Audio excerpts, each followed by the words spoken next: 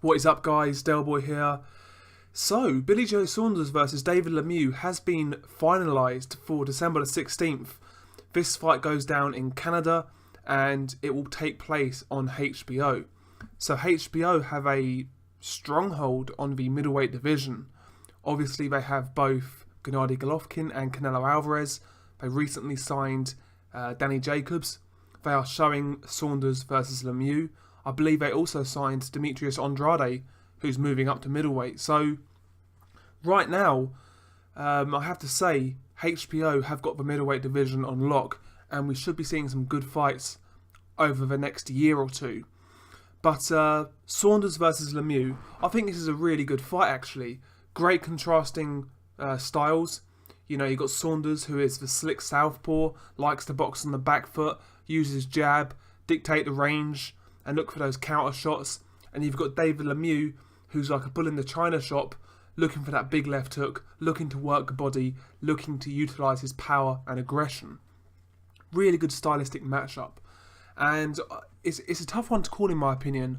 From what I see online, I think there is a slight leaning towards Billy Joe Saunders based on his sort of skill set, and he is the better boxer. But I'm not so sure. I actually have this as a 50-50 fight. I mean, if it was a 6-round fight, you'd pick Billy Joe Saunders to comprehensively outbox David Lemieux. But the reality is, it's a 12-round fight, and Billy Joe Saunders has never shown that he's got a good gas tank at 12-round level. He's won all of his fights, but in most of his fights, he has really started to flag. I mean, in the Chris Eubank Jr. fight, he gassed badly. In the John Ryder fight, he gassed. In the Arthur Akavov fight, he gassed. In the Nick Blackwell fight, he gassed. In the Andy Lee fight, he gassed. Billy Joe Saunders, throughout his career, has a history of flagging in fights in the second half. Some people are suggesting that's because he's winning fights and he's ahead on the scorecards. I don't agree with that. I think he has got a stamina problem. It wasn't quite as bad versus Willie Monroe Jr., but Willie Monroe Jr. didn't really force him to do anything. He didn't really make him work hard. So that question mark is still going to be there.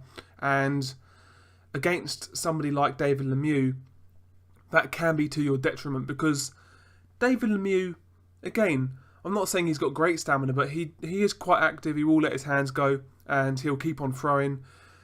You know, he did go 12 rounds against a boxer in Hassan and Dam, and he carried his power throughout the fight. So he can go the rounds, and he does carry his power. So my worry for Billy Joe Saunders is, in the second half of a fight, how is he going to cope? How is his gas tank going to hold up? Because David Lemieux is going to make him work in the first half of that fight. You know, Saunders will be fresh and he'll be outboxing Lemieux. But once his gas tank starts to go in the second half of the fight, how is he going to cope? How is he going to cope when he slows down just that little bit where Lemieux can start to tag him a bit more? How is he going to react to that power? It's going to be interesting, because obviously since Billy Joe Saunders has linked up with the Ingle Gym, they're saying his conditioning is much better. You know, he looks in much better shape. But the reality is, we will see how effective that's been when he fights David Lemieux, because David Lemieux is going to make him work hard. He's going to make him work hard. And it's going to be interesting to see how he copes with that. I really think it's a great matchup between two contrasting styles.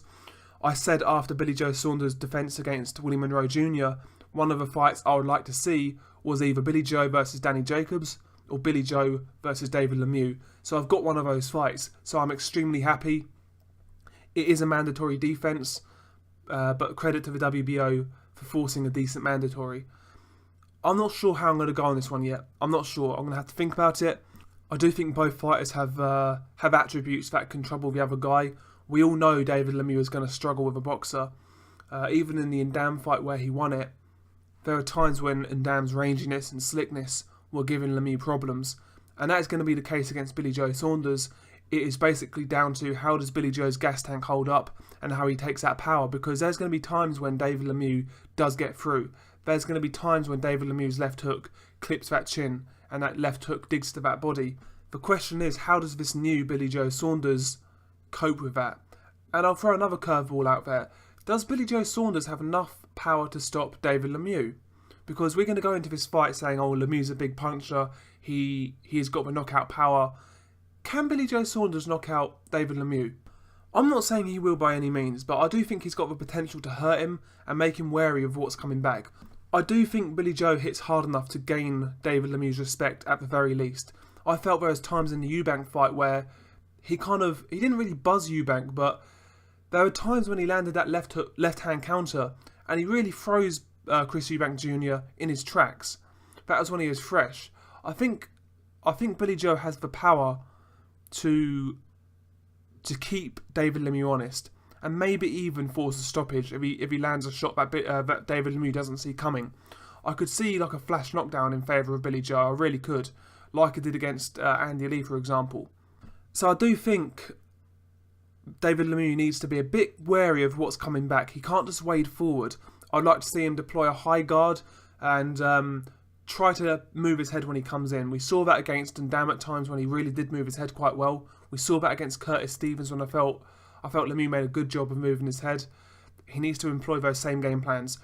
Come in, bob and weave, behind a high guard, come up with that left hook and try and get Billy Joe Saunders out of there.